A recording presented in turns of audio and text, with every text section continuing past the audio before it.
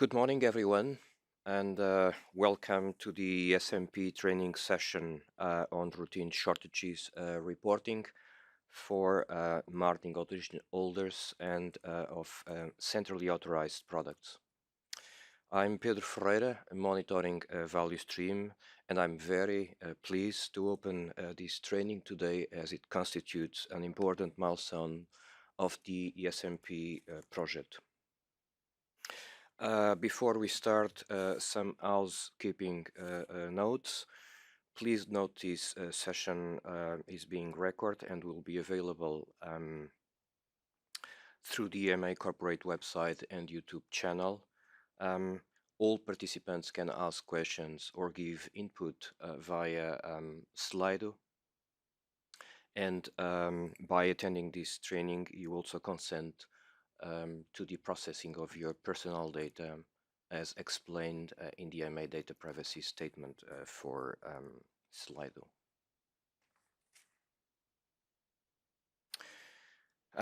We have a very interesting agenda. We will start with Monica Diaz, and she will provide an overview of shortage management in the UEA and will reinforce this aspect through real and impactful examples. Then Sophia will position this training session in the context of the different reporting instances for which the ESMP was designed and developed. Then we'll give the floor to João, and João will take us through a deep dive in the ESMP access management industry roles as so you can access the ESMP and perform your role efficiently. Then Sophia will take us through the system, demonstrating its capabilities for handling routine shortages, showing and demonstrating different scenarios, and also giving you important aspects and sharing information on technical details of the system, particularly the data used and that needs to be submitted to the ESMP.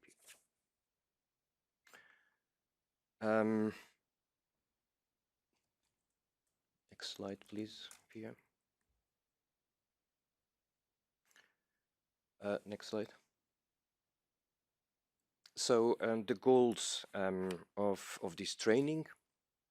I think the first goal is deepening your knowledge of the ESMP, particularly the main features for routine shortage reporting, and also give you an opportunity to develop your ability to use and operate this platform.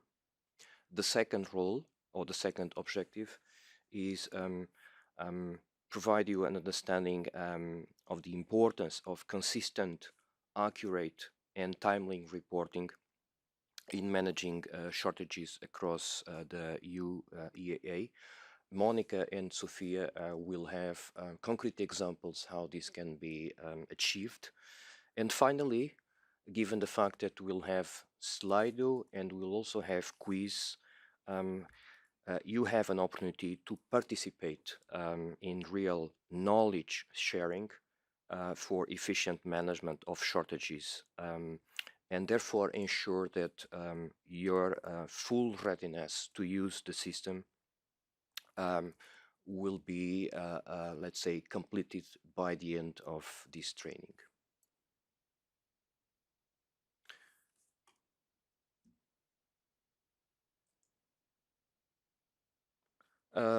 As I mentioned before, so you have the way you achieve a Slido and you input your questions is on the screen right now. You can use your mobile and read the code, or just type slido.com and use the code ESMPRSR. Send or upvote the questions you want, and the questions will be shown on the screen and be answered live in the Q&A. We'll have one session by the end of this training session, on Q&A, and you can always input more questions, and hopefully this will be a very enrichment and important training for you. And by the end of this training, you will be able to be ready to operate and submit routine shortages in the SMP. Without further detail, I will give now the floor to Monica Diaz. Thank you, Pedro, and good morning. So I'm Monica Dias. I'm the head of supply and availability of medicines and devices at EMA. And I will give you an overview of EMA's role when it comes to the management of shortages, and more broadly, the management of shortages within the UEA. So first and foremost, it's important to mention that improving availability of medicines in Europe is a key priority for the European Medicines Regulatory Network, that is EMA, and national competent authorities within the EU and EEA. Now, not only within the European Union, but also outside Europe, regulatory authorities are working together to prevent shortages and also to ensure that we can limit as much as possible the impact of shortages on patients when they occur. Now, the work of the European Medicines Regulatory Network started already in 2016 when we set up the HMA-EMA Task Force on Availability of Authorized Medicines. And this task force was set up in order to coordinate activities at EU level when it comes to the availability of medicines and to provide strategic support in order to address the issue of shortages, so supply disruptions for medicines, and ensure availability of medicines for patients. The task force put in place a number of tools and systems, such as the single points of contact for shortages in the member states and network, and also other ad hoc systems, and provided a number of guidances. Those have been now formalized, those tools and those ad hoc structures that were put in place by the task force, but also during the COVID pandemic, have been formalized with Regulation 22123, where EMA's role when it comes to the management of shortage has been formalized. So here we have further enhanced coordination at European level and proactive monitoring and prevention measures put in place at European level. Now, the European reform of the pharmaceutical legislation foresees even expanded role to the European Medicines Agency when it comes to the management of shortages. And also some of those measures foreseen in the proposal for the new regulation have been mentioned in the European Commission's communication on shortages issued in October of 2023, where it is foreseen that some of those measures will be front-loaded, which means that EMA's role is expanded and those measures will be implemented ahead of the implementation of the new pharma legislation, which is anticipated to 2028. Now, I would like to give you an overview of some case studies to really explain more clearly the impact of the work of EMA and European national competent authorities at national level. This coordinated work of the European Medicines Regulatory Network. So if we move to the next slide, first I will start with an example of the shortages of antibiotics. So if you remember in 22-23 autumn winter, we've experienced shortages of antibiotics, in particular amoxicillin and amoxiclav for children. And this was actually a shortage that affected the European Union as well as other regions. Now, what were the root causes of this shortage? It was a combination of a reduction in production of these antibiotics post-COVID, and also an increase in the incidence of respiratory infections during that autumn-winter season. So what has the EMA done together with national competent authorities? So first, we've launched a dedicated Spark Working Party subgroup that looked into the root causes of these shortages and also analyzed the extent of the situation. So what shortages were occurring in the member states and were those shortages critical? But very importantly, we engage with marketing authorization holders, so the key suppliers for the European market, to agree on what could be the mitigating measures for to address those shortages and increase supply for patients.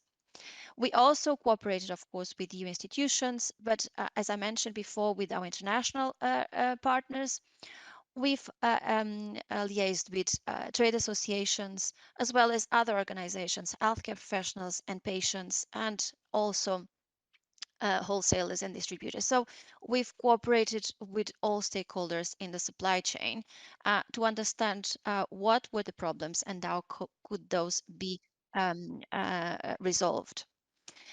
Very importantly, also, we've shared best practices between member states. So these shortages occur at national level and some measures are taken at national level. So it was very important for member states to share those best practices and learn from each other on what mitigating measures could in fact have an impact and improve the availability of those antibiotics.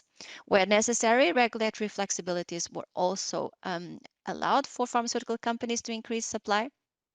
And we've invited companies to present to the MSSG to explain the situation and to better understand what were the possibilities to increase supply of those antibiotics. Communication is a very important aspect as well when it came to the shortages of antibiotics. And we provided public communication where we updated the public and also information on a shortage catalog. So giving an update on the situation with the shortages. Now, the situation that we experienced in the autumn of 22-23 should not really be repeated. And we felt it was important to move from a reactive approach. So we reacted to that situation in 2023. And we secured additional supplies for the European market for patients. And so that work was very important, but we felt that we needed to be better prepared for the autumn winter of 23-24 so that the same situation would not be repeated. And we embarked on an exercise of matching supply and demand data for a subset of antibiotics used for respiratory infections. So if we move to the next slide, please. So we started the so-called MSSG-led preparedness for the winter of 23-24. As I mentioned, we selected a list of key antibiotics used for respiratory infections. We collected supply data from pharmaceutical companies. So we looked into the main suppliers for that subset of antibiotics, and we collected their supply predictions for the autumn winter of 23-24. We started earlier on in February of 23 where we launched this joint exercise we did together with the European Commission. We then looked into also what would be the demand anticipated, so forecasting demand for the autumn winter, and we matched that data, so the supply and demand data to understand where potentially there would be shortfalls when it comes to the supply of those antibiotics to the European market. So that helps us understand the need for EU-level actions so to ensure sufficient supply for patients in Europe. Next slide. So what was the outcome of that shift from a reactive to a proactive approach, trying to be prepared for the winter of 2023-24? So what we've realized is those measures led to really a shift when it comes to the number of critical shortages that actually affected most countries during the autumn of 22-23. And only a handful of countries actually experienced critical shortages in 23-24. But also very important, we were able to tackle those critical shortages in 23-24 as soon as they were notified to us. Now, we believe that there is currently a stable situation for the upcoming autumn-winter of 24-25, but we are continuing to monitor the situation and continue our interaction with the key suppliers to the European market. And we also, of course, liaise with national competent authorities at the level of the SPOC Working Party and the MSSG. But I think just perhaps to mention here that there are a number of tools that we can use should any critical shortages occur this winter for antibiotics. Can I move now to the next slide? So now I'm going to give you just one more example. And here I will give you the example of the shortages of GLP-1 receptor agonists. I think we all familiar with those shortages. And we have shortages for most of the compounds in this class, and these shortages are also global. GLP-1 receptor agonists are used for the treatment of diabetes and obesity. And the root cause for these shortages are an increase in demand, also together with constraints in the supply that have led to shortages. So what has EMA and member states done? So we are in close contact with all the companies that supply GLP-1 receptor agonists to the European market to have a better understanding of the overview and an overview of the market situation so that we can map current anticipated shortages. Now, very importantly, EMA coordinates stock redistribution within the UEA member states to avoid immediate patient-level stockouts. So this is, of course, very important to ensure that all patients have their medicines. Now, also when it comes to the shortages of GLP-1 receptor agonists, communication is very important. So communication at national level, but also at EU level. So that includes issuing DHPC letters, so letters to healthcare professionals, also providing information on the status of the shortages through our shortage catalog entries, but also responding to public queries. If necessary, also regulatory authorities are providing flexibilities to pharmaceutical industry. For instance, when there is a need to speed up, accelerate procedures that will lead to increased supply of those medicines to the market. Now, a number of actions are still ongoing, and in July of this year, the MSSG issued a number of recommendations to address shortages of GLP-1 receptor agonists, and we also held a multi-stakeholder workshop on the 1st of July. Next slide, please. So to recap, what we think then are the benefits of establishing the ESMP. So as I mentioned, we need to move from a reactive to a preventive approach. So we need to prevent shortages. And in order to do so, we need more accurate, more complete, and we need to get information on shortages faster. Also, we need to be more efficient when we monitor supply and demand. And I explained the exercise we did in preparation for the autumn winter of 23-24, matching supply and demand for a subset of antibiotics. So that exercise was all done manually, but using the SMP, this work will be done automatically for the collection and also for the matching of supply and demand using the data analytics platform. Now, it is very important also to have a central repository that will allow us to collect all information in one place and detect and prevent shortages as much as possible. Now, the establishment of ESMP will also lead us to a more harmonized reporting throughout the European Union. And this is because we need to have common standards to be able to exchange the information. But this will also allow us to have faster coordination of actions to prevent or mitigate shortages. Last but not least, when it comes to transparency and cooperation, the SMP will facilitate cooperation amongst the different actors using this central platform, primarily industry and national competent authorities, And as I mentioned, data analytics capabilities will really facilitate the work on matching supply and demand data. And this will give us further insights and also further strengthen the collaboration with not only industry, but also even within the European Medicines Regulatory Network. And I think this was my last slide. So thank you very much. And I will be happy to take any questions at the end of the slide. So thank you.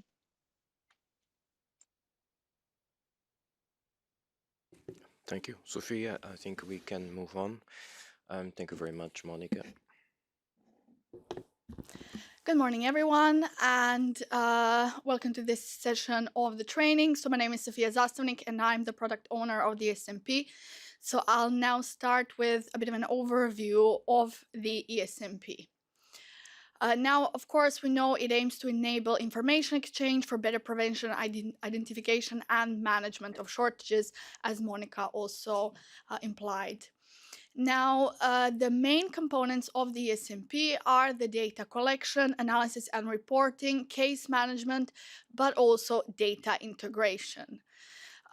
So this platform will have a secure access for marketing authorization holders and NCAs. So essentially, they are different parts of the platform. And as well, there will be a platform for the general public. These are the four main components. As you can see in the data collection, of course, this pertains to the information that you will be submitting, as well as the NCAs on their side. The case management will be an internal platform that the EMA colleagues will use then to triage and manage these shortages. And of course, all the data will be flowing into the data analytics platform for further matching of supply and demand when that is actually happening. So in crisis situations and so on, when we are requesting this information. Data integration, of course, also essential here as we are using many existing EMA systems. So the access management, which you would be already used to from other EMA processes, and as well as SPORE. And here, of course, we're heavily reliant on PMS, and IRIS data on marketing status is also integrated in the ESMP. Here are the reporting instances to the ESMP. So of course, our focus today is the routine shortage reporting, which you see here in light blue. So this is the reporting that happens in normal circumstances, and it is used for early reporting of shortages for efficient shortage prevention, management, and mitigation. So the trigger of the submission will be a potential or actual shortage of a product in your product portfolio, and it pertains to all centrally authorized products. So the frequency, there is no pre-established frequency, but data needs to be updated when new relevant information becomes available, and therefore, of course, kept up to date. The other two reporting situations will not be the focus of today, but I want to mention them nevertheless. Here we have MSSG-led preparedness and crisis, which in terms of MH reporting will be the same data sets that have to be submitted to the SMP, and they are only triggered in particular situations. So as you can see for the MSSG-led preparedness, the submission trigger is the MSSG announcement of that preparedness exercise, as we had for antibiotics, as also Monica referred to. And for crisis, that would be the Commission's recognition of a public health emergency or a major event. Now, both of these will have lists of medicines for that particular exercise or crisis, which will be defined by the MSSG. So the scope of products is limited. It, of course, depending on the situation, it will contain different products, but of course they probably will be both CAPs and NAPs, and both of these are defined by the MSSG. In terms of the release timeline, so now on the 28th of November, we will be going live with the routine shortage reporting for centrally authorized products. And further in February, we will be releasing all the other functionalities. So that includes crisis reporting for the industry, and as well as MSSG-led preparedness, and also features for the national competent authorities. After February, of course, we'll be working on bug fixing. Of course, we're hoping there won't be any, but of course, we'll be working on the maintenance of the platform. And then further, we will be working on expansions. And also, we have seen that the new pharma legislation foresees an expansion of the ESMP. So we hope the tool will only get bigger and stronger. In terms of the routine shortage reporting, as of the 28th of November, so MAHs should report only new shortage cases through the ESMP. If they have previously reported ongoing shortages to EMA via different channels, they do not need to submit that same shortage now through the ESMP. Between November and February, we'll have a transition period. And during that period, MAHs can still choose to use the old channel, i.e. submitting via email or using the ESMP. Of course, we are encouraging people to use the ESMP as we believe the tool is also more user-friendly to use, but of course we are leaving that transition period so you get familiar with the platform.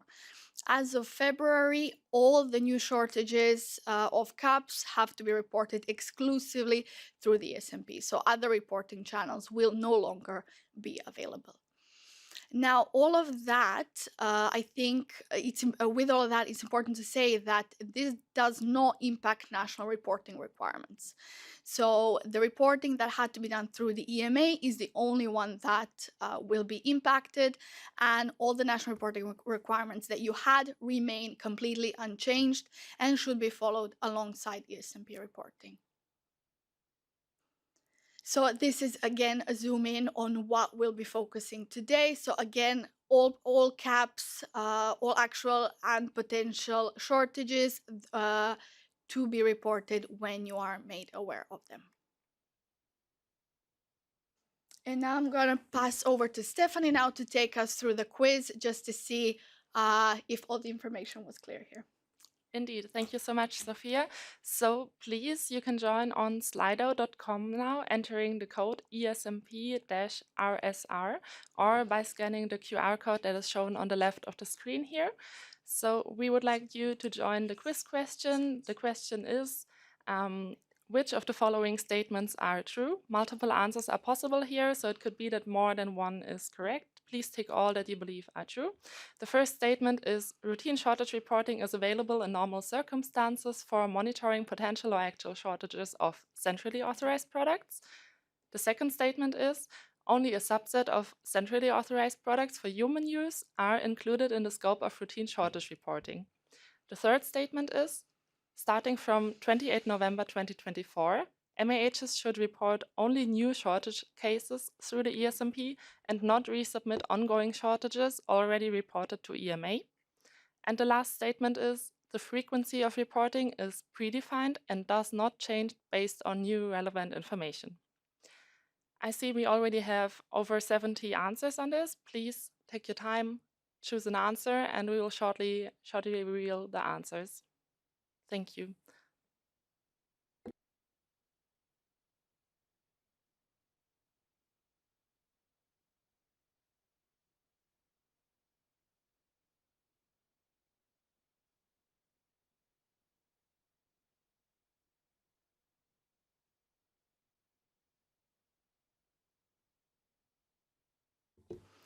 Okay, so we're getting a lot of answers really fast. So I think when we get to 200, we can flip the switch. Okay, let's do it.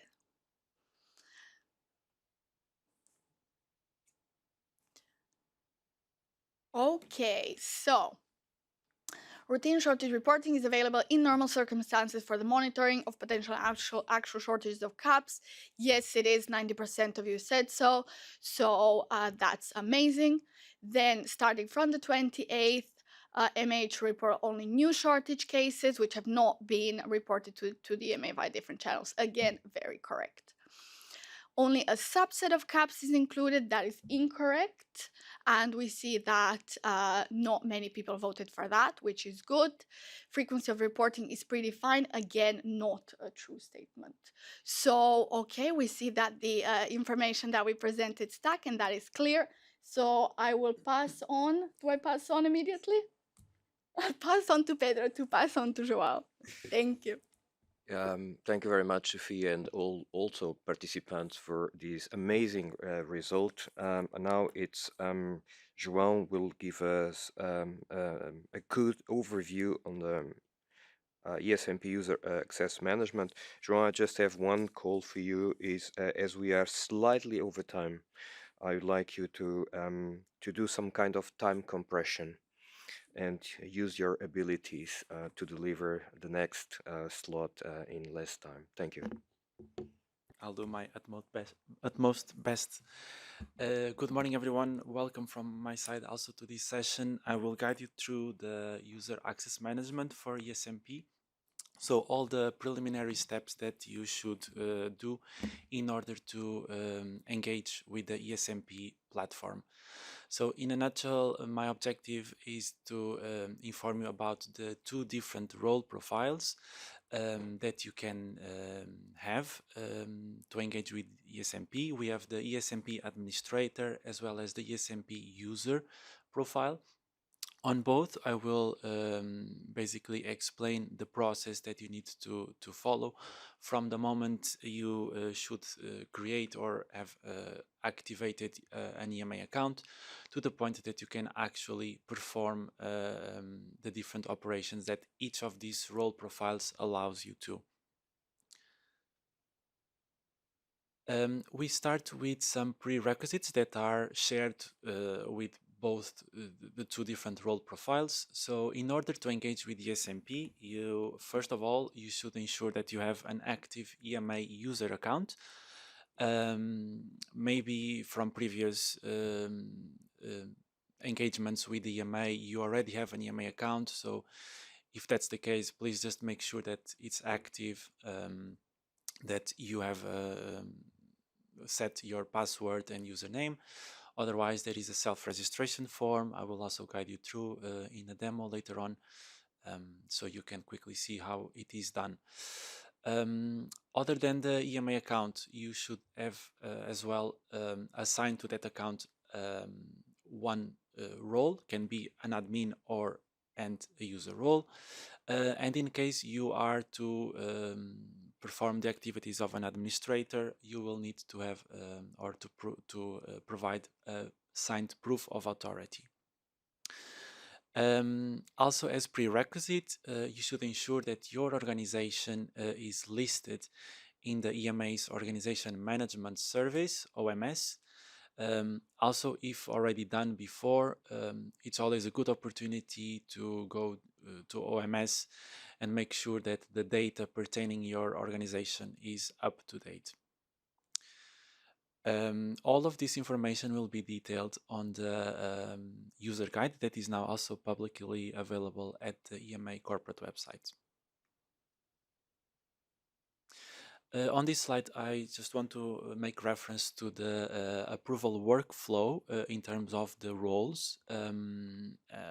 The ESMP access management is a decentralized procedure. This means that we give to each organization the power to manage their own accesses to the platform. So the EMA only enters into a place on the first approval of the first administrator. As soon as this first administrator is approved, this person will be then able to manage the access management for that organization. This includes the approval or rejection of other ESMP administrators for that organization, as well as the approval or rejection of the ESMP users. Now, more in depth on the ESMP industry administrator role. So the role that you need to request, the name is ESMP industry admin. And this role allows you to handle the user's access management for the organization that you have an affiliation. We need at least one person to be nominated as an administrator. But of course, we strongly advise at least two, let's say, to cover backups, to cover situations of absence, sick leave, or vacation. So one is crucial to allow subsequent approval or rejection of access role requests, but please, we advise more than one.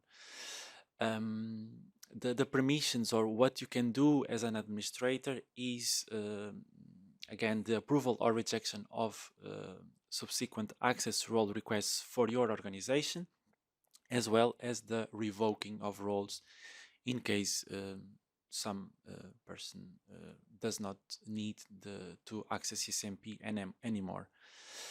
As mentioned, the approval of the first administrator is validated by the EMA.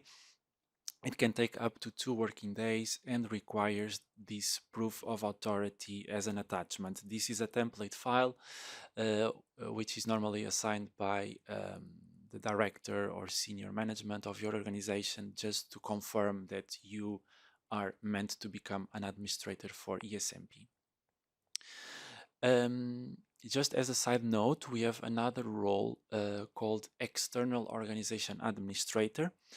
This is or works as admin of admins. So if you have this role, you not only are able to manage the access management of ESMP, but also of other EMA run systems. So if from previous engagements you already have within your organization someone with the external organization administrator, note that this person can also already manage the accesses for ESMP. We also have a link on this slide for more information if needed. Now, diving into the user role itself. So the role that actually gives you access to ESMP platform and allows you to do the different operations in the system is called ESMP industry user. With this role, you can log into ESMP and you can do all the operations within the system. This means download a pre-filled template file, submit data, or check your past submissions status and history. This role is approved by an administrator for your organization and is associated to organizations. This means that each user who wants to engage with ESMP needs to have this role assigned to their EMA account, and it's granted at organization level. In case you are affiliated to multiple organizations, you should make sure that this role is assigned to all of those organizations. Also, there is no possibility that within an organization you have access to, let's say, a subset of products. Now, if you have this role assigned to you, to a particular organization, you will be able to see all the product information, the shortage information as well, for that organization.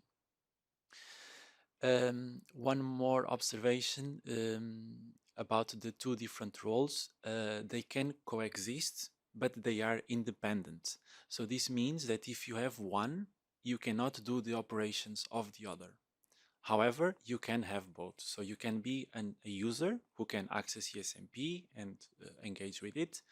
You can also be an administrator at the same time. Just please make sure whatever operations you want to do, you should have the respective role.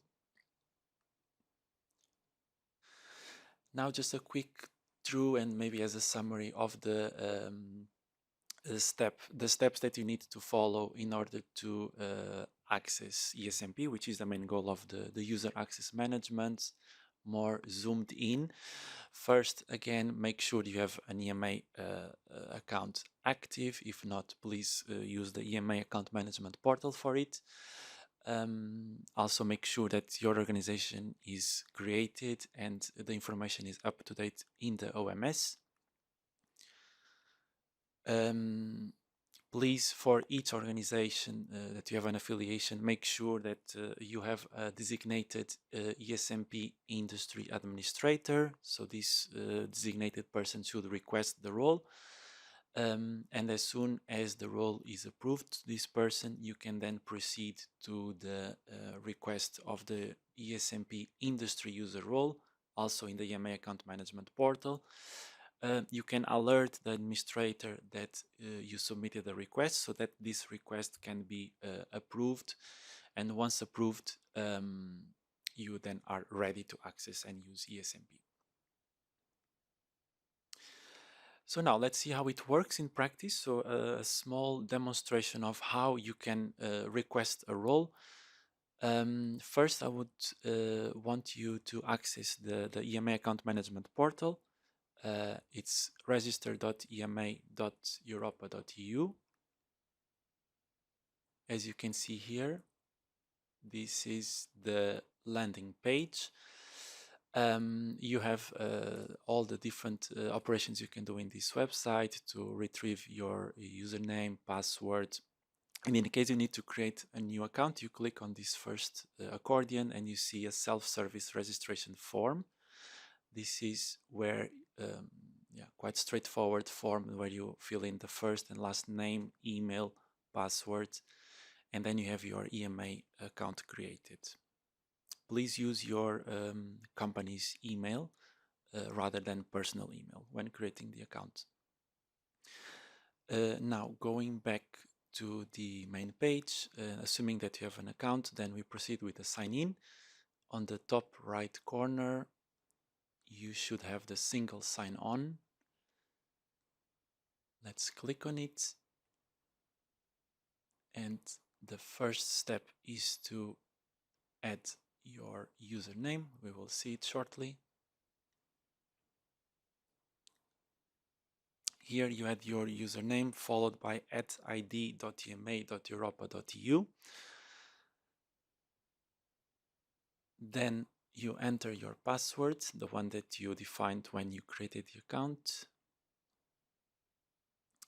And the following step would be the second authentication method. So we follow the latest security rules.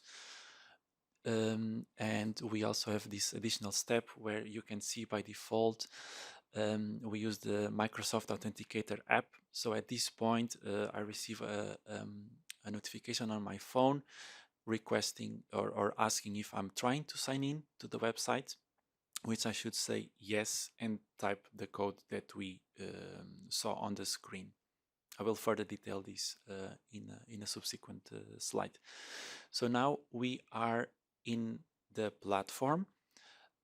You see here a couple of boxes. Most importantly is to use the request access for organization to initiate the user access role request. We can see here this is a step-by-step form. The first step asks you to add some criteria. So first you add the country or countries that you have an affiliation and you want to request the role. You can add multiple. And we also need to add at least one of the other criteria you see below the country. We can, for instance, use the organization name and click next. The second step shows a subset of organizations that fulfill the criteria from step 1. And here you should tick mark on the checkbox which organization or group of organizations you want to submit a request. It's possible within one request to submit the role for more than one organization, in case this applies to you. On the step 3, you should tick mark the role that you want to request. So in this case, we can see here the ESMP industry admin. In this step, you will see a list of multiple roles, different from other EMA systems. So we advise to use the search box, typing ESMP or the full role name to narrow down the list of roles you can checkbox. And as soon as you checkbox it, we go to step 4. This step 4 is only applicable to the first administrator. So if your organization already has an administrator, this step will be skipped automatically and you will go to step 5. But just to showcase, this is the step where you attach the letter of affiliation. And this is a template file. It's possible to be downloaded on this screen. On the, you can see bottom left. It's a Word file where you put the data of the person who is becoming an administrator. You also add to each organization or group of organizations, and the director or senior management should sign it. We also ask to stamp, if possible, and add the branding name at the header of this template. And as you click next, also after attaching, we go to step 5. This is just a confirmation message that your request has been submitted. And from here, what happens is that the administrator will receive an email notification informing that someone requested a role for that organization. The email contains a link that directs automatically to the EMA account management portal, where the administrator can approve or reject the role. And you can see, if you go back to the EMA account management portal, there are a few places where you can see that the requests are pending approval, either on the left or on the approvals box. You see there that there is some new requests to manage.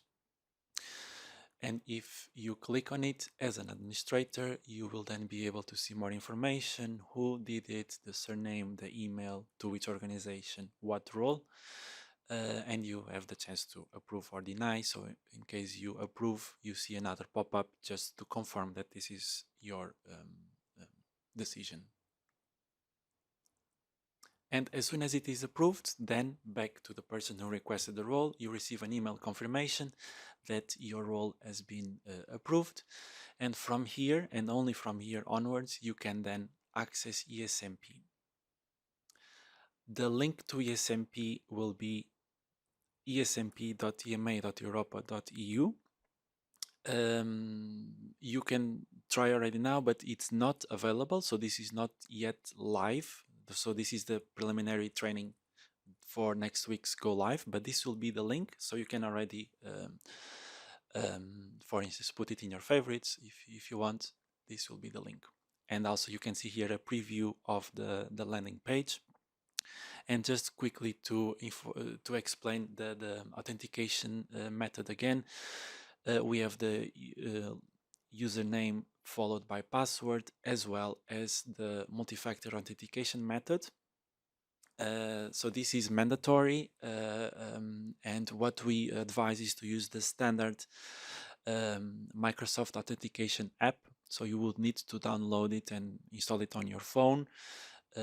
Proceed with the normal sign-in procedure within the app.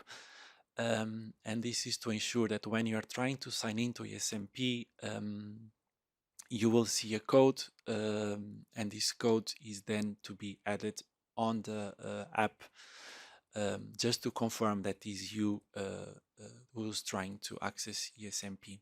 There are other authentication methods if you prefer, like receiving an SMS code or a telephone or a call,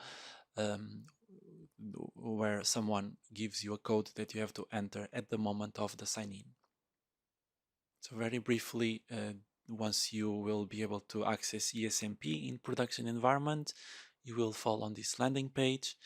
You can either click on the Start Submitting button on the left, or on the Sign In at the top right corner, as you can see. So this will guide you to the Sign In page. You click EMA account, and here again you add your EMA username followed by @id.ema.europa.eu. Then you enter your passwords, and again you will see a code. And now you go to your phone, Microsoft Authenticator app, and confirm that it's you.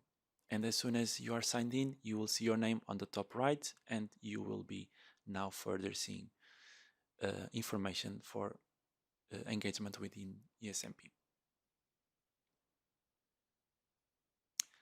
So this is it. I now hand over to my colleague Stephanie. Yeah, thank you so much, Joao. So now it's quiz time again. Please join again at the QR code, or if you're already in, perfect. You can also join on slido.com entering ESMP-RSR. So the next quiz is also, please choose the statements that are true. Multiple answers are possible here as well. The first statement is, to become your organization's first ESMP administrator, you must have a signed proof of authority. The second statement, you can request an ESMP user access role without your organization being registered in the EMA's Organization Management Service. The third statement, to request an ESMP industry user role, at least one person in your organization must be nominated as the administrator responsible for approving and revoking role requests. And the last statement, any user can directly manage ESMP access roles without needing the ESMP industry administrator role. So please make your choice. I see we already have 130 and climbing votes here, and I will then hand over to Joao again to show the results and explain the statements.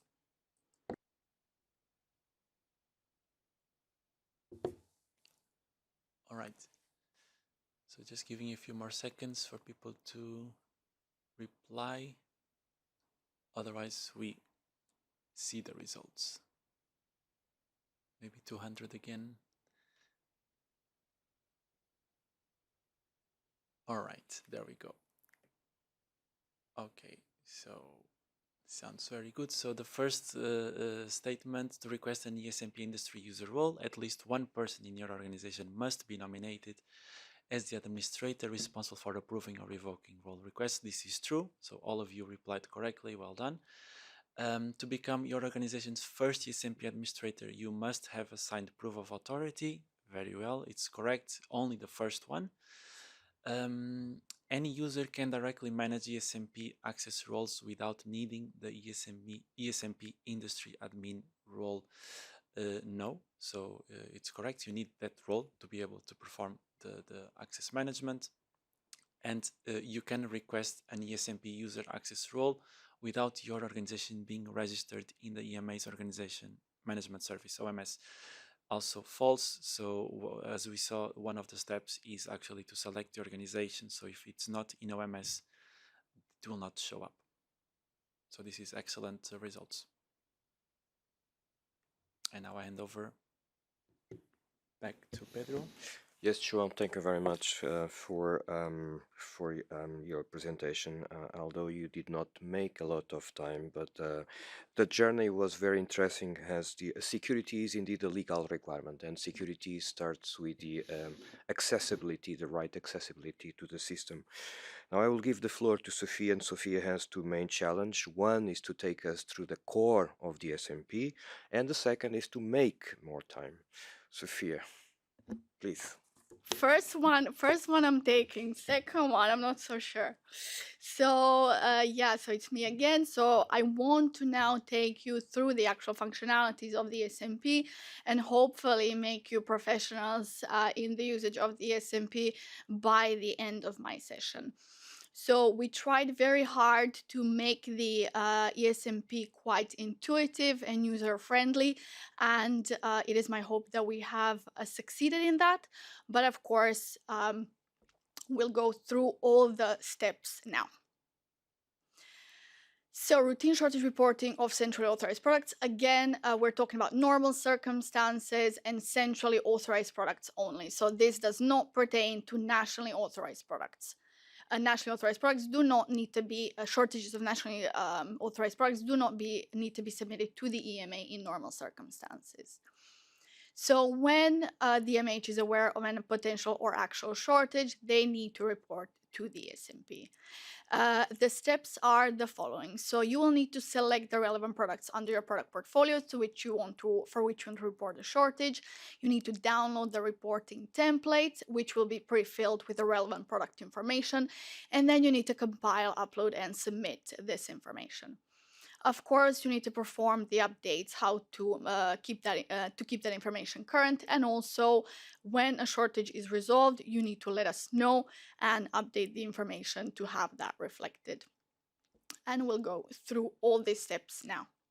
So first of all, I want to say that all the information on the shortages, which is displayed throughout this training, is purely fictional. So we made it up for the purpose of this training only, and the shortages that you will be seeing on the screens are not real shortages. So let's start with the preliminary requirements. So to ensure that you are able to submit data in the ESMP, you need to make sure that all the marketing status of all your centrally authorized products is inserted correctly in the IRIS platform. So the functionality for submitting marketing status has been there for a while and is available to you. And if you have not reported the marketing status for your centrally authorized products, we highly encourage you to do so. For the product to be available for reporting in the ESMP, it needs to be marketed or temporarily unavailable. So of course, there the marketing status is reported by pack and by country. So the countries where the product is stated to be not marketed, never marketed, or if no data on the marketing status has been provided, that product will not show up in the ESMP in your reporting templates. And also you will not be able to submit a shortage of that product. Therefore, please make sure that the information inserted in IRIS is correct and up to date. Of course, there is the IRIS guide for applicants and other sources which you can use to make sure you know how to do this. In terms of the platform, also Joao showed it very quickly. So this is what the platform looks like. When you log in, you will be automatically redirected to the routine shortage reporting page if there is no crisis, and currently there is no crisis. So this is the only functionality that will be available to you now. You see on the left-hand navigation, you have also some links. And in terms of the buttons, you have the blue button to report or update a shortage. If you click this, you can submit a file directly to the ESMP. The download reporting template button will then guide you through the product selection page, where you can select the products for which you want to report a shortage. And then a template will be downloaded on your computer with the relevant product information against which you report the shortage. The submission history link takes you through an overview of all the previously reported shortages. Reported active shortages, here as you can see, that's the main part of the page. Here there will be a table where you have all your previously reported shortages that are still active or potential. Sorry, actual or potential. So there are still active shortages, which means that you need to keep telling us about the shortage and ensuring that information is up to date until that shortage is resolved. Once the shortage is resolved, it will no longer show in this table, which means that you do not need to keep reporting for it because we know the shortage has been closed. The submission history, as you can see here, has all the shortages that you have submitted, what was the submission status, whether the file was uploaded successfully or not.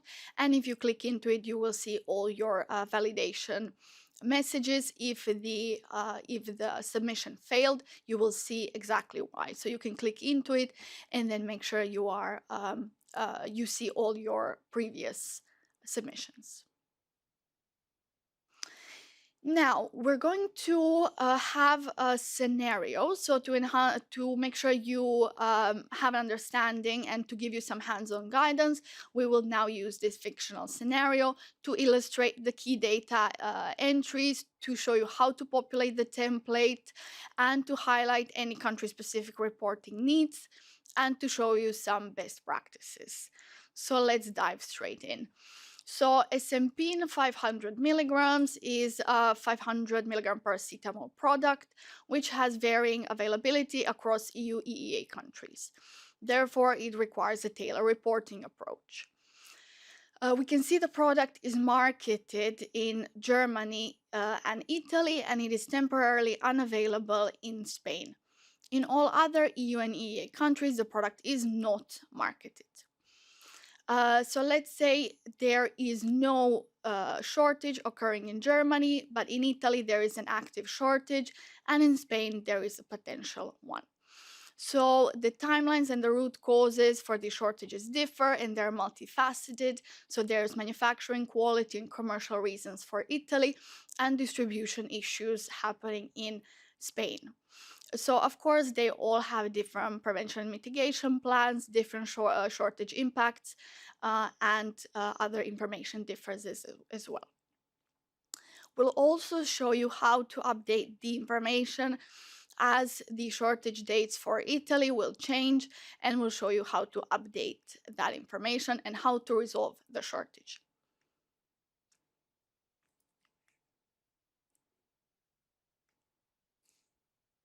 My clicker seems to not be working. Can we have the next slide? Okay, so now we'll show you how to select the relevant products for which you want to report the shortage and how you will download that reporting template with the relevant information. So since this product has different marketing statuses, only the first 3 entries that we see in this table will be available for the reporting in the ESMP, as only for these 3 countries the product is marketed or temporarily unavailable. So all the other EU EEA countries which are not marketed, for them the product information will not appear in the template when it is downloaded from the ESMP. And again, if this, whenever you find that this information is not correct, or products that that are actually marketed in reality do not appear in the reporting template, you can update that information directly in IRIS, and that will be automatically then reflected in the ESMP. So let's start with our first demo. So as you get in the page, you get to the routine shortage reporting section, and you see your previously reported active shortages. So as you see, all of these are actual or potential, which means that you need to keep reporting for them until they are indeed resolved. So now I want to report the shortage of SMP. So I'm going to the download reporting template button and choosing my product.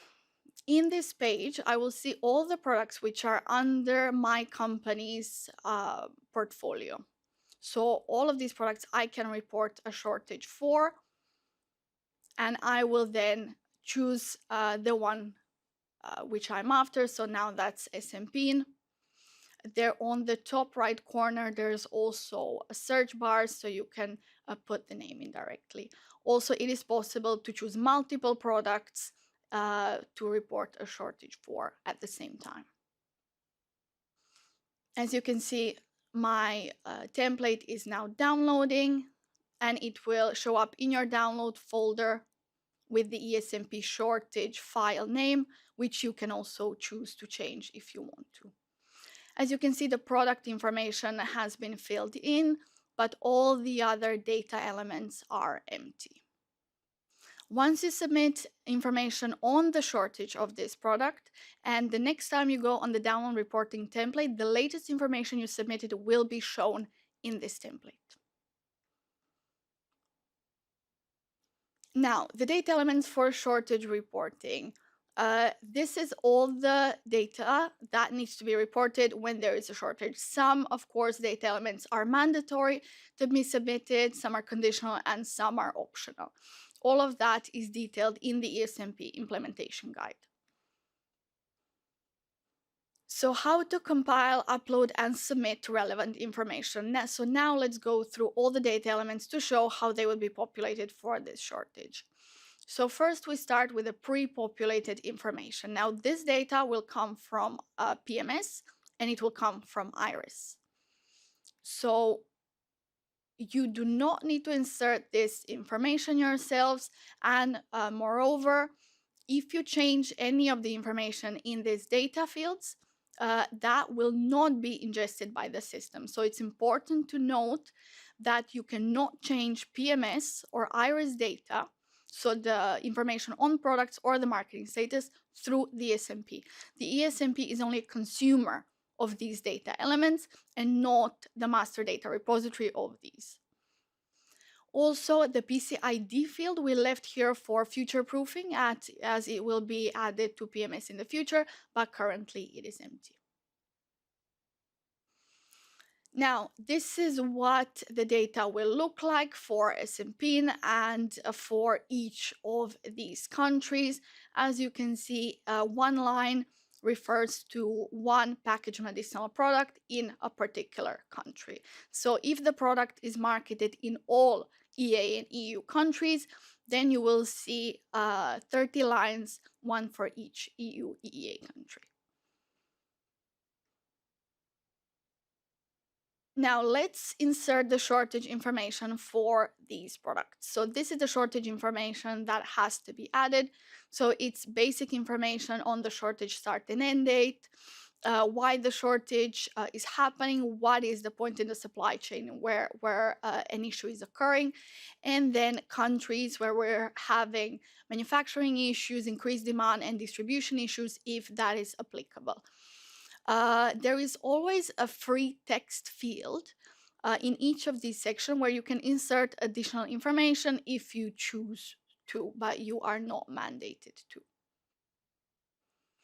So for the dates, the data formats need to be in DDMMYYY format. For the fields where we are inserting RMS values, you need to use the numerical codes, and you need to separate multiple RMS values with semicolons with no additional spaces. And I'll tell you more about the RMS values in a second, so it should be clear. Again, all the data elements and all the validation rules are defined in the ESMP implementation guide. And I'll also show you what that looks like. So here we're focusing on the root cause of the shortage data element. As you can see in the implementation guide, you will also have an example of what the data populated in that data field may look like, what is the conformance, and what are all the validation rules. So for example, for the root cause of the shortage, the field must be populated if the shortage is active, potential, or resolved. If the shortage status is no shortage, then this field is to be left empty. The data that is to be inserted here, as I said, are RMS values. So RMS are referential terms, so standard values, which have to be used in the template essentially. So they are numerical identifiers which correspond to particular entries. So you can put in multiple values, and you have to separate them by separate them with semicolons. As you can see, these explanations, the term names are quite wordy. Therefore, to ensure data quality in the ESMP, the numerical identifiers need to be put in. So as you can see now, this is how the data would be populated for the shortage of ESMP. So the shortage start and end dates are inserted for each of the countries. And of course, it is very possible that they might differ in real scenarios. Also, we put in the information for the point in the supply chain at which disruption occurs. So we can see that the first, in the second actually row, the RMS IDs refer to primary packaging, supply of raw materials, excipients, packaging components. And in the second one, we see that there's an issue with the distribution of the released products. For the root cause of the shortage, again, identifiers which signify that there are manufacturing issues, quality issues, regulatory issues, as well as commercial reasons. And for the shortage in Spain, there are distribution issues pertaining to sea transport. As you can see in this second row, so the one that pertains to the shortage happening in Italy, the root cause of the shortage, among others, involves manufacturing issues. If the manufacturing issues are said to be the root cause of the shortage, you will also need to populate the field countries in which manufacturing issues occur, where you can see Belgium was inserted.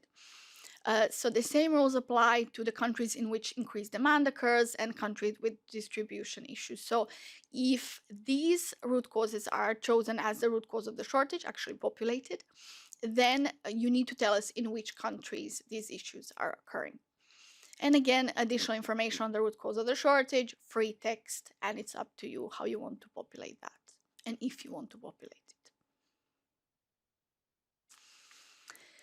In terms of the prevention and mitigation plans, the first excuse me, the first field is again an RMS list, and in the second we again left a free text field so you can tell us more information about it. So it's important to note that these fields do not require MHs to submit SPMP templates, which were recently published by EMA.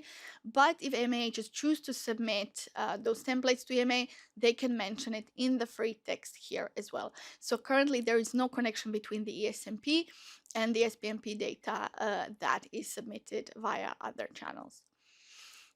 Here, again, as I said, you're using numerical identifiers from RMS, and that is further explained in the ESMP implementation guide.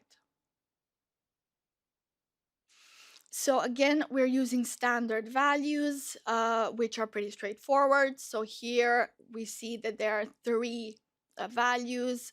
In the second row, they refer to alternative finished product manufacturer, alternative batch control site, and alternative active substance manufacturer. And in the second, it's change mode of transportation, prioritization of supplies to critical customer, and supply of product in foreign language labeling. Again, all the possible values are detailed in the ESMP implementation guide and the RMS webpage. And of course, we know that that will take a bit of getting used to, but we're confident that it's quite straightforward once you learn how to use it. Now getting to the impact assessment, here we want to find out what is the affected population, of course an estimate, what is the market share of that particular product in that country, and what is the shortage impact risk assessment, which is provided by the company, and again a free text field to give us more information. So again, for the shortage impact risk assessment, we're using RMS values, and they are all in the ESMP implementation guide.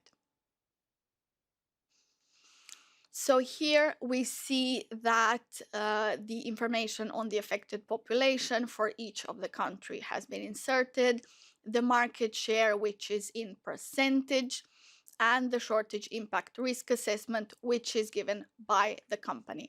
Also, in our implementation guide, we have given more information on guidance on assigning your risk assessment.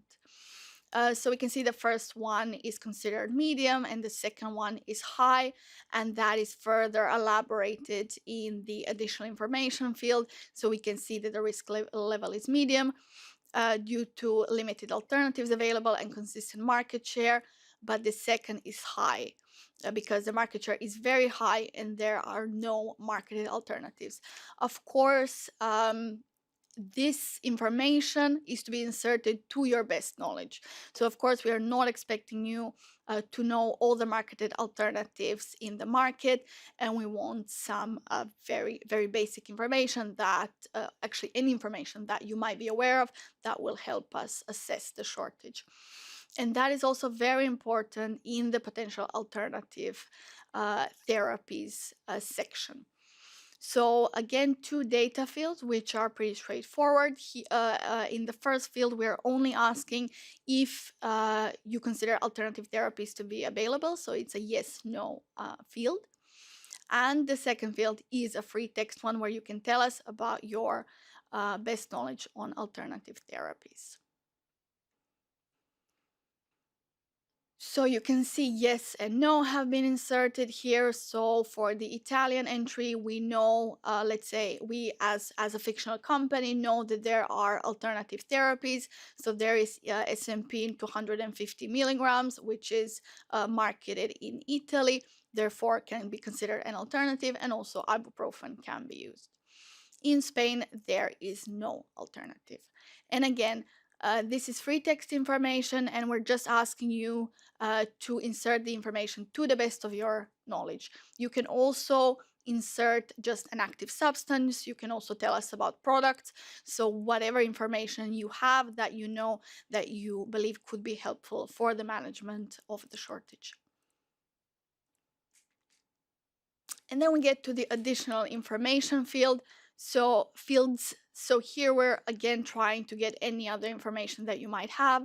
So a rapid alert reference number, if available.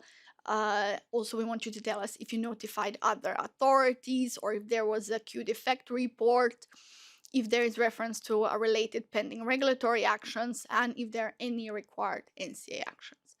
So again, most of these data fields would be very familiar to you if you have reported shortages previously to the EMA, as we have taken them from Annex 1 and actually further simplified simplifying them from the current reporting process. So most of these are free text fields, and also most of them would be optional. So that is also detailed in the ESMP implementation guide. So as you can see, we have put in information for the Italian entry, where there is indeed a rapid alert reference number. Other authorities have been notified. We see that the EMA has been notified with a queue defect. And actually, there is also the reference to the queue defect report. Reference to the related pending regulatory action, again, free text fields and required NCA actions we have populated, and again, free text fields, so it's up to you to tell us what is happening. What you have also noticed that the first line was more or less empty in all the data elements that I have shown. So that is because there is no shortage in Germany. So it is sufficient to just insert the shortage status as no shortage, and all the other data fields can be empty. We would also like to encourage you that once you download the template, and let's say you want to report a shortage for only a few countries, that the other countries you do not delete from the template, but you rather tell us that there is no shortage happening in these countries. Because knowing that there is no shortage in these countries is also very relevant information for us, and it helps us to assess the impact of the shortage. So let's see how that would look like when populated in the ESMP. Actually in the files. So we have put all this information in the template that we have downloaded. And this is what it would look like. So we put in countries also with manufacturing issues, countries with distribution issues, and populated the free text fields as well. So all of this information that is populated, you have seen in the slides. So this is what the file now looks like. So we make sure that all the information has been inserted correctly, and respects all the validation rules. We have also changed the name of the file because that does not impact the upload in the ESMP. So again, this is the reported active shortages. There was no SMP in that table because this is the first time we are reporting the shortage of SMP. So we are choosing the file. And here it's important to note that you should only upload one file at a time. If you upload multiple files, only the last one will be considered and uploaded. So now the system is validating the file, making sure all the data elements are populated correctly. And we see that the file has been successfully submitted. So see in the file name, you also have the name of the file that was uploaded. So now we are going through the active shortages table, and we should be seeing the Spanish and the Italian ESMP entry here. So we will not see the German entry because there is no shortage there. There we go. So in Spain, the potential shortage, and in Italy, the actual shortage. So again, this table only shows potential or actual shortages, so only active shortages for which we are expecting you to follow up on. This table can also be downloaded. So you have the full overview of the products and countries for which you have reported a shortage previously, which are active and potential.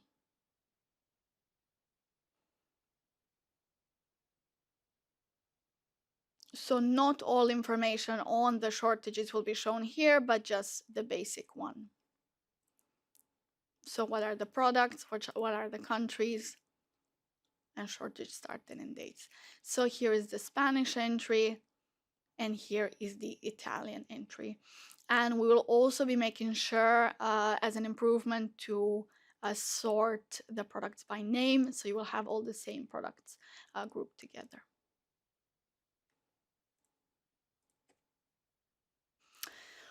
Okay, so we have now submitted our first shortage to the ESMP, and now we'll show you how to perform updates to keep that information current. So let's say in Italy, the shortage dates change. So now they became the 6th of January and the 24th of December. And let's see how that should be reflected in the ESMP.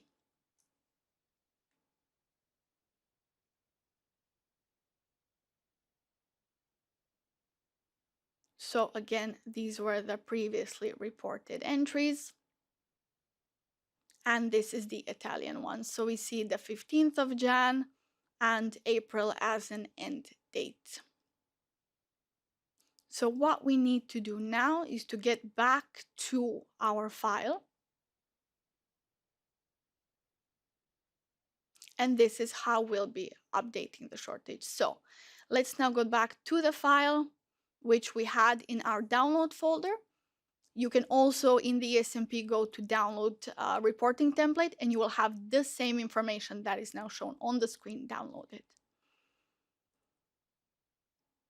So the 1st of January, we will now change that, make it a 6th. And the shortage is now predicted to last longer. So we save the file and we update it, we upload it in the ESMP. So again, you go to submit data and you add the file. Again, the file name doesn't have a relevance in terms of uploading in the ESMP, so it's completely up to you. You can give it a name which pertains to the particular products for which you're reporting a shortage for, or anything other that might be meaningful to you.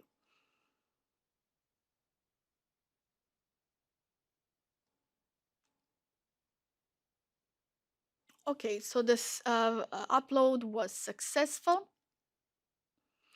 And let's now go back to the table to see if the Italian entry has been changed.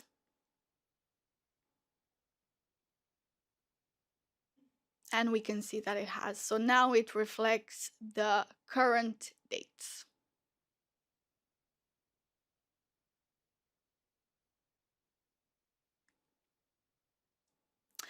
So we are also hoping that when you report a shortage to us, that eventually it will get resolved.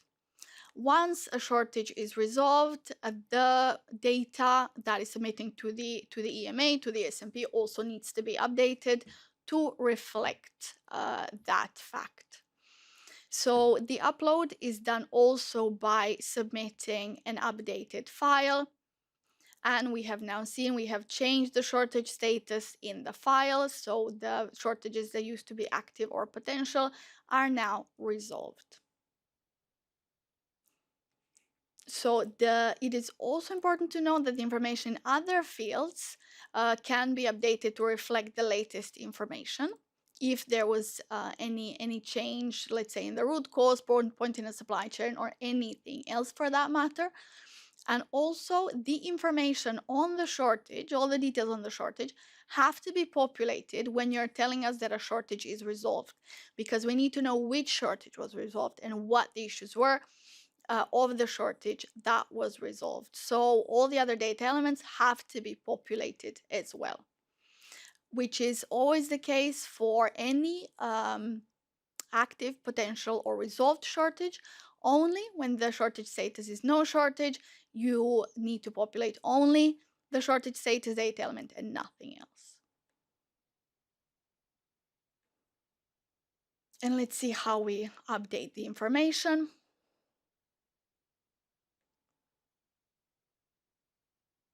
So again, we're going to our trusted file.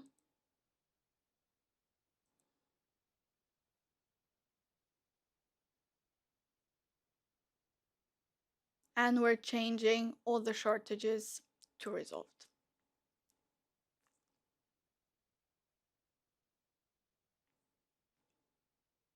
Let's say no other information changed.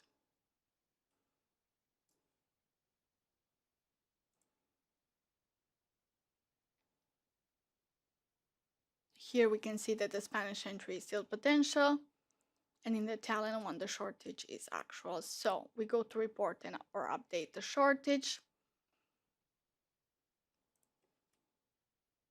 and we add the file.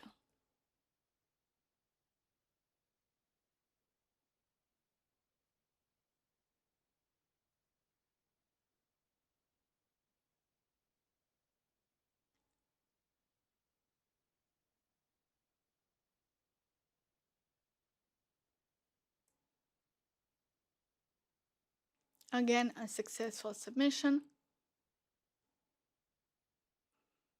And since the shortage is resolved, we will not see it in this table anymore, as this table only shows active or potential shortages.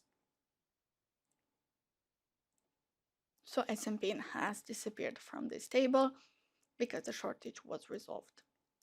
If we go to download the reporting template, and again, if at any point after you submit a shortage, you go to download the reporting template of ESMP, you will see the latest information you have submitted.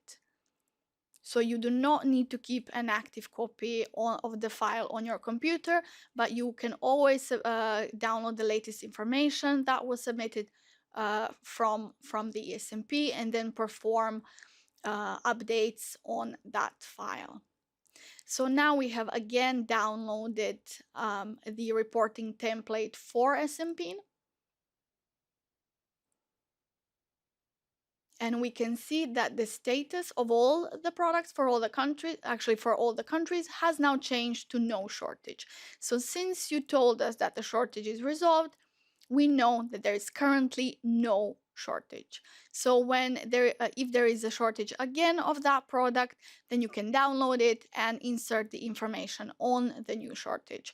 So all the data on the previous shortage is kept in our system, but you will not see it in the reporting template, because in essence, if there is a future again another shortage that you need to report to us, the details of the previous shortage are no longer relevant and are in the past. And again, we keep all this information and we will be doing data analytics on it, but for you, the file will be empty and ready for reporting any new data that you have for us. This is just to show you what the validation errors will look like when you're submitting a file. So if any information that you enter was entered incorrectly, you will get a failed submission. So all the data elements need to be entered correctly for a submission to be successful. In the table below, you will see the position where an error is, so a letter and a number, so you can find exactly in your Excel file where the error was occurring. and there will be a message telling you what this value means. What this error actually was, which should be meaningful enough for you to be able to resolve this issue and then upload the file again. And this, in essence, would be it. So this is how you compile the information, how you upload the shortage, how you keep the information current, and how you make sure that you have updated the information and resolve when applicable and resolved a shortage. There's some quick tips and tricks which we put here, but of course everything that I talked about will be in the user guide and in the implementation guide. So again, going quickly through it, so you should upload only one file at a time. When you're using the dates, you need to use this format. For fields with RMS identifiers, you need to change the Excel format to text to display the numbers as we show them here in this demo. If you don't, then they will be displayed as a scientific notation.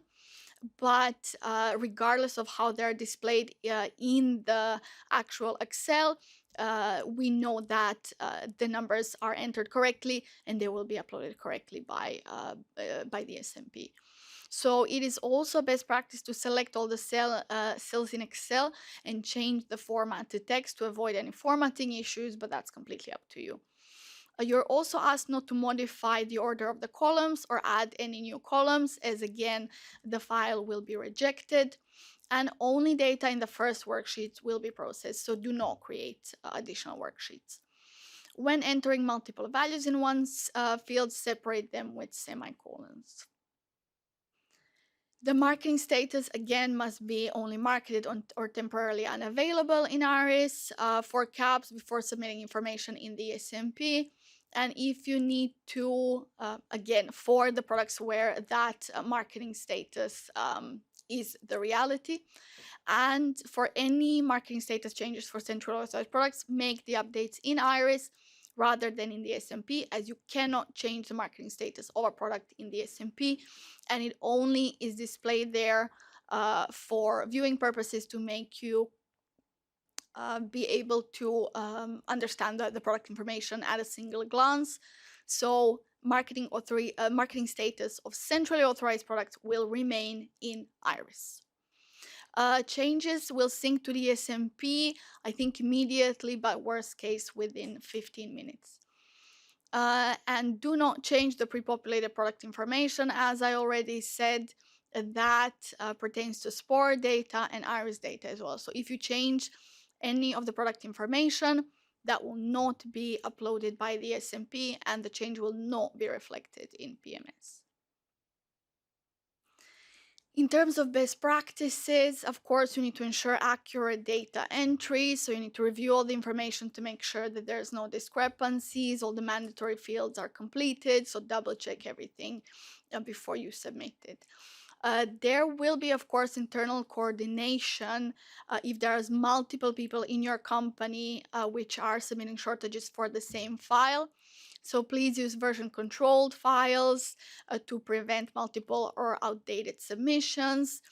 And yes, please keep them up to date to make sure that it reflects the evolving situation. It is up to you completely to establish the internal rules on how you want to assign responsibility for reporting shortages, whether you want to have a particular people reporting shortages on particular products, or you want to have multiple users working on a single shortage. Just make sure that you are not overwriting the data with old information. And again, if you go to the download reporting template and choose the product for which you want to report the shortage, when you download it, the latest information that was submitted to the ESMP will be in that template. So with that, you can make sure that this is the latest information and you are not accidentally overwriting the file with an old file that you might have saved on your computer. So check on the submission history to see successful uploads and monitor any errors. But of course, when you upload the file, you will get the validation success or failure immediately. And you can also download the validation results. So if there's an error, again, that is a table where all the errors are displayed. It's also downloadable. So if there's many, you can scroll through them on the page, or you can download the Excel and review them. So again, everything that I've spoken to about today is in the user guide. So it is on the ESMP webpage now, and it has a comprehensive step-by-step guidance, which also includes everything that my colleague Joao was talking about, how to request access, how the roles are set up. So that will be your main source of information. The implementation guide has all the technical specifications, and all the validation rules that will explain to you how each data element needs to be populated. And then, of course, we have the ESMP webpage, which I believe you are already familiar with. It has all the information, events, timelines, FAQs, and we keep updating the information with the latest information to keep you informed. Also, all the questions that you have submitted today, we will try to address as many of them as we can now, but we will also use them to populate the FAQ document to make sure that there is a source that you can refer to at any point. We will also be releasing more training recordings and video tutorials, so we make sure that you are completely confident in using the ESMP. And at this point, you should be a pro at the ESMP, I hope. And I'm going to pass it back to Stephanie and Pedro so we can go through some questions. Thank you. Okay, thank you so much, Sophia. So this is the time to answer all the questions you have submitted. If you have a question and have not submitted it yet, you can join via the QR code shown on screen and on the next screen on the left side, or via slido.com, entering the code that is shown on screen. You can also upvote questions that you want to hear answered. And as Sophia mentioned, we will try to answer as much as we can of them, but we'll compile the rest in a FAQ document. Next slide, please. Thank you. So we already have some questions. So the first one is, for routine shortages of centrally authorized products, the ESMP must be used. Should national competent authorities be noticed too, or will they be noticed by ESMP? So they will be first of all, national reporting requirements do not change. So whatever you have been reporting to NCAs, you need to keep reporting to NCAs. So there is no direct link from the information that you submit to the ESMP to the NCAs. So please continue following the national reporting guidelines and report to NCAs as well. Okay, thank you. Next question, will MAHs of NAPs routinely report shortages, and when? So the routine shortage reporting process is foreseen only for centrally authorized products. Shortages of NAPs, again, need to be reported to the NCAs as per your standard reporting processes. Only in times of crisis, or when an MSG-led preparedness has been triggered, as we have seen in the case for antibiotics, will the MAHs need to report to us on nationally authorized products. And these will be functionalities that we'll be releasing closer to February, and we'll hold a specific training session on that as well. And again, that will pertain only to products in a specific scope, which are for a crisis or in the scope of a particular MSG-led preparedness exercise, so not all NAPs. Thank you. Next question, do we have to report on all CAP products or the medicines on the critical list? So you need to report on all centrally authorized products. Currently, there is no direct link with the medicines on the Union List of Critical Medicines and the ESMP.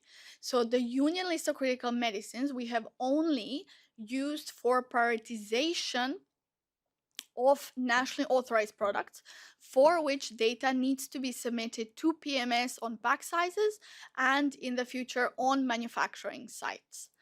But the Union List of Critical Medicines currently brings no reporting requirements to the ESMP by itself.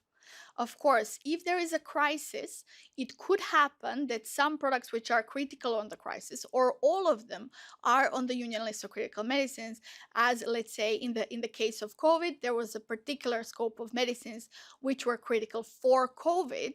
Now, these products may or may not be in the Union List of Critical Medicines. So it's important to make that distinction. I know it's a little bit confusing, but again, routine shortage reporting, centrally authorized products only, regardless whether or not they're on the Union List of Critical Medicines. Perfect. How will EMA handle mismatching? Oops, sorry. There we go. How will EMA handle mismatching reporting from MAH and NCAs? Given that national reporting requirements are not harmonized across member states, does EMA expect MAH's report for each potential shortage that is also reported at the national level? So, the reporting of shortages that is done for national competent authorities is again a national responsibility, and we do not have an influence on that. In terms of mismatching information, the process that we have between EMA and NCAs is slightly different. So you will be reporting information to us, and we have a separate forum with the NCAs, which is called the Spock Working Party, through which the NCAs tell us when, if there are any critical shortages that require EU level coordination. So if an escalation is needed from the NCA side, they will be bringing that to us. So that again does not affect your reporting obligations that you have towards the EMA or towards the NCAs. Of course, in the future, we would like to have all the systems connected, but of course, that is still a long way to go, as we first need to ensure there is harmonization between all the systems in terms of the product information that we use. So we all need to be using the same PMS identifiers. All the information on all products needs to be in PMS at pack size, so we can then work on establishing interoperability between the systems and eliminate duplication in reporting. We are also aware that there are different reporting requirements for shortages across the EU and EA, so they're not harmonized. I would also like to reassure you that we are working with Chessman, which is an entity made specifically to work on harmonization of shortage reporting across the EU, and of course many other things, but this is one of the things that they are working on, and we are taking part in that. And establishing a single reporting standard through the ESMP will definitely be a big help in those harmonization efforts. So again, we are working on that, but we are not there yet, and we are very much aware of that. Thank you so much. Then the next question, is there a plan to harmonize the shortage mitigation plan and ESMP? With the introduction of these new measures, this will increase work potentially 3 times, local notification, SMP and ESMP for one shortage. And I think I have my colleague Maria Alcaraz here, and I'll hand over to her for this question. Thank you. So the shortage mitigation plans, the templates we have, we will launch a pilot for that, but the shortage mitigation plans we request for each notification, it's been reported already when we have a shortage, and we request the MAH to inform us about the proposals to mitigate the shortage. So this is different to the shortage mitigation plans and the pilot we are about to launch according to the templates, and it will be voluntary for MAHs and national competent authorities. Thank you, Stephanie. Thank you. The next question is, may you inform us which information from ESMP will be available for the public? Which fields will it be possible to search and extract in CSV or Excel format? From when will it be available? From 1st February? Thank you. Thank you for that. So the public portal of the ESMP, in essence, is the shortage catalog. So the shortage catalog has basic information on the shortage, which have been on shortages which have been assessed by the EMA, and for which recommendations, official recommendations, have been issued. Now, this is the first version of the ESMP, so-called the minimum viable product, which aims to satisfy the requirements of the regulation 2022-123. There it says that the ESMP public portal needs to be publishing the information on shortages of critical medicines that have been assessed by the EMA. Now, that actually means shortages of critical products in a crisis. Or MSG-led preparedness. So the shortage catalog has more than that. So it is not about crisis situations only.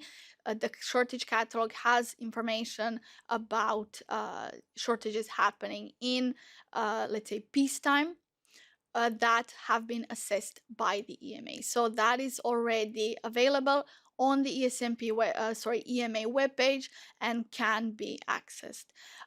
Also, in the ESMP page, when you access it, there will be a direct link to the shortage catalog. Also, it has links to national competent authorities web pages where national shortages can also be found. Thank you. Thank you. Now, rather a statement. We are expected to submit immediately after knowing of shortage. ESMP requires that we complete root cause and corrections at the time. If not available, can updates be made through process? Should be potential root cause on first entry. Maybe you can comment on that. Thank you. So again, we would like you to tell us as soon as you know about the shortage, because that also gives us more information to engage in communication with you and try to work on mitigation measures, or actually prevention measures, ideally. And as you are aware of more information on the shortage, indeed, we would ask you to update the information, add information, and keep the information up to date. So of course, we know that before the date, everything is also an estimation and not, let's say, completely solid information. So of course, when a shortage is still only potential, the root cause will also be potential. So we are aware that this information might not be completely solid. If you are updating it, actually sending it to us for something that might happen in the future, but such is the nature of shortage reporting. Thank you. Will IRIS still be used for reporting of temporary cessations? Yes. Okay, I can answer this question. So yes, IRIS will still be used for reporting of temporary cessations. Please note, temporary cessations are different in shortages. In different instances, ESMP or IRIS will be used. More guidance on reporting in IRIS is available in the IRIS guide for applicants that is also linked in the slides. Okay. So next question. Is it expected for companies to have a single point of contact to report shortages? Should reporting be done centrally if a shortage affects several markets? This is a very good point. So the person who is the company ISPOC does not necessarily need to be the person who is reporting a shortage. So the ISPOC is, let's say, someone that has a high-level overview of everything that's happening in the company in terms of supply chain, and would have a good knowledge of all the shortages that are happening and any potential prevention and mitigation measures. So that would be someone, let's say, which is which has a full overview of everything that is happening with their product portfolio. The person reporting the shortage may or may not be an ISPOC. So you can definitely have different people working on reporting shortages. And also, we do not limit how many people you can have with ESMP user roles that will be reporting shortages to us. Whether the reporting is done centrally or you will have people reporting for different markets, again, that's completely up to you. So you can have one person submitting, as I showed in the training, the shortage for all the countries, or you can have a person reporting a line for Italy and someone else reporting a line for Spain. That is completely up to you and your internal processes.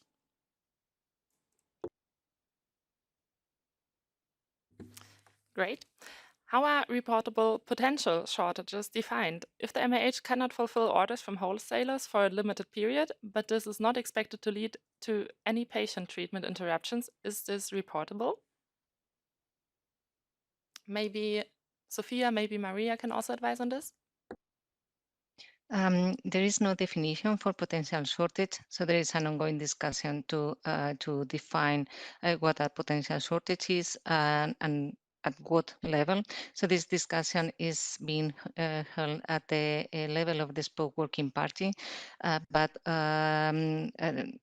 its potential shortage is the situation when it can lead to a shortage. So we have the definition of shortage, and if you foresee that there is the possibility to have a shortage on the market, it should be reported as it's been done for many years now, but there will be more clarity in the future and a clear definition for that. Thank you. How companies will be notified about the starting of a MSSG-led preparedness or crisis? Iris could support notify the ISPOC? Indeed, that is a very good point, and that's exactly what we plan to do. So, if an MSSG-led preparedness or a crisis is triggered, and you are one of the people that have products in the scope for these situations, therefore you need to report. We would be notifying you and telling you when the reporting period starts and what would be the frequency of reporting. So, as opposed to routine shortage reporting, where you define when you are submitting the shortage, and as you know when there is a shortage happening, and you also define when you're updating that entry, because of course you would be aware of any changes in that information. As opposed to that, crisis and MSSG-led preparedness will have a set frequency, which is set by the MSSG. So in COVID, we have seen that was monthly or bi-weekly. So yeah, that will definitely be depending on the situation and the criticality of the situation. But of course, we will be letting you know. And definitely the ISPOC is our primary point of contact for that. And here I would plead once more to make sure that you have inserted all the ISPOCs for your organizations, as it is very crucial for us to have this industry single point of contact if we need to communicate anything about shortages or availability or supply of medicines. Okay, thank you. Is there a central list of definitions relevant to ESMP? Again, potential shortage, actual shortage, temporarily unavailable, root cause, etc. So Maria already cut on this topic. Maybe you want to add more on that. But we also have the implementation guide that is on the ESMP webpage, which has all the definitions for the different data fields that have to be entered into the ESMP. Maria? I think there is no need. So this is under discussion, and for root causes, we have the categories agreed. So I think it's clear. Thank you, Stephanie. Indeed, thank you, Maria. So we will have time for 2 more questions now. So the next one is, what about SPP and ESMP, are they facultative or mandatory? Do these plans must be available for all medicines authorized in EEA or only for those in the UCL? Maria, again to you. Yeah, so SPPs and SPMPs are mandatory in case of a crisis for the list of products included in that list to public health emergency or major event critical products.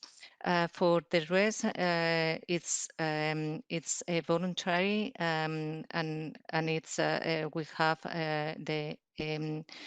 the guidance for industry and the prevention of shortages. So it's voluntary, but it's a recommendation from that guidance.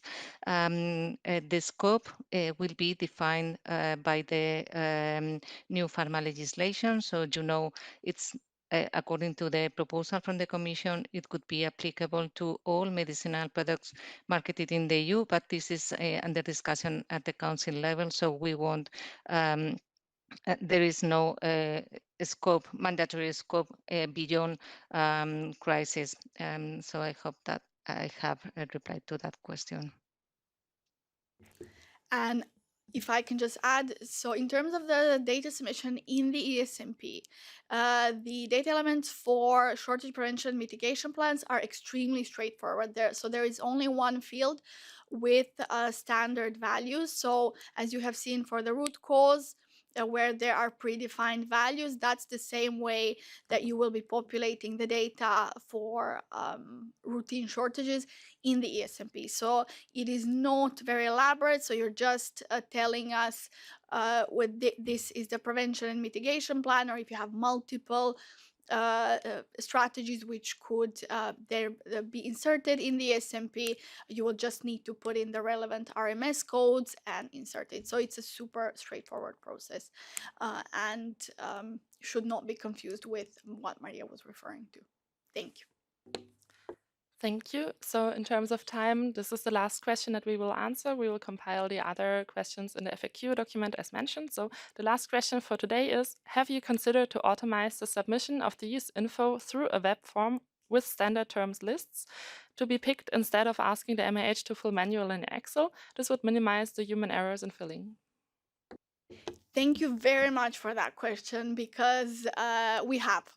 So I also here would want to use this opportunity to point out that the ESMP was built with industry participants as part of the product team. So there were 3 industry members which came from different parts of the industry, with which we have checked every decision that we implemented in the ESMP, and one of them was also the way that the data would be submitted. So what we have heard from the industry, that it is a very tedious process if they need to use a web form to report for each shortage, and that it is much easier to use an Excel file through which they can also dump a large amount of data directly from their systems and do it like that. Therefore, this is the reason that we have used Excel files rather than web forms. So as I have shown, the information is very easy to maintain, very easy to update, and also if you are reporting shortages which might amount to 4,000 lines, you are simply copying, pasting, and making that very straightforward. If you would need to go through a web form for each of the countries, for each of the packs, that would take a very, very long time. As we have seen, the root causes, the points in the supply chain where the disruption occurs, mitigations could be different for each of the country and each of the packs. So that would be a very long and tedious process if it would be done through a web form. So we did this with an Excel with you in mind, trying to make this as straightforward as possible. And also, this is a simple tool that everyone has and has available, and also is a first step towards establishing interoperability.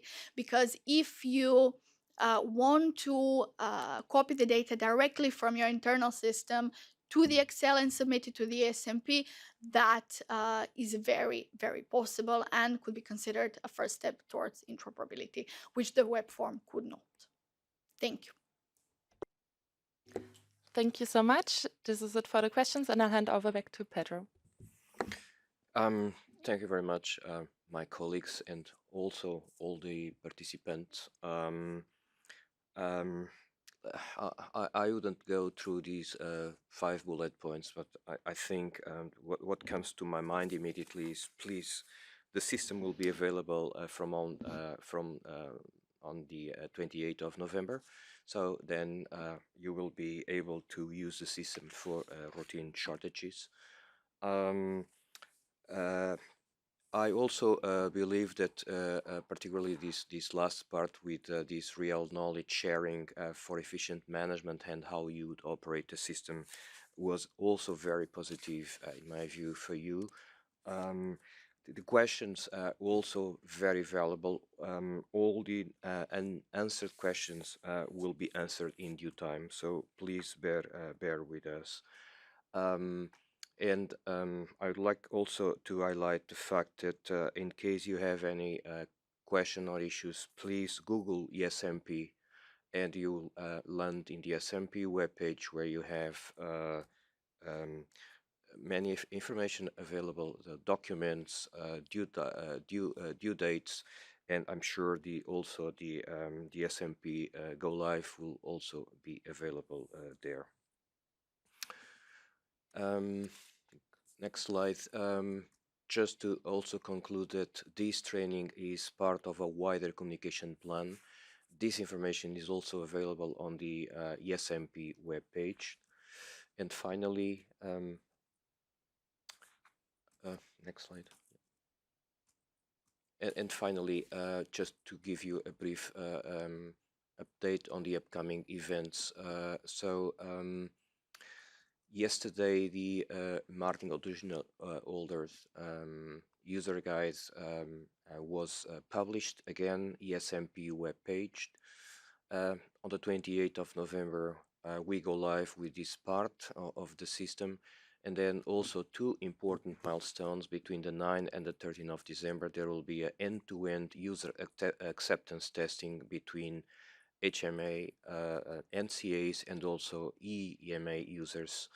And by the 2nd of February, we plan to go live for crisis, MSSG-led preparedness, and also NCA reporting. And with that, I would like to close this session. And again, thank you very much for your questions, your presence. And if you have any questions, please let us know. You can always reach out us through the Ask EMA. And during the Go Live, please use the EMA service desk to notify us if you faced any issues, problems, or you have any technical question as well. Thank you very much and enjoy your day.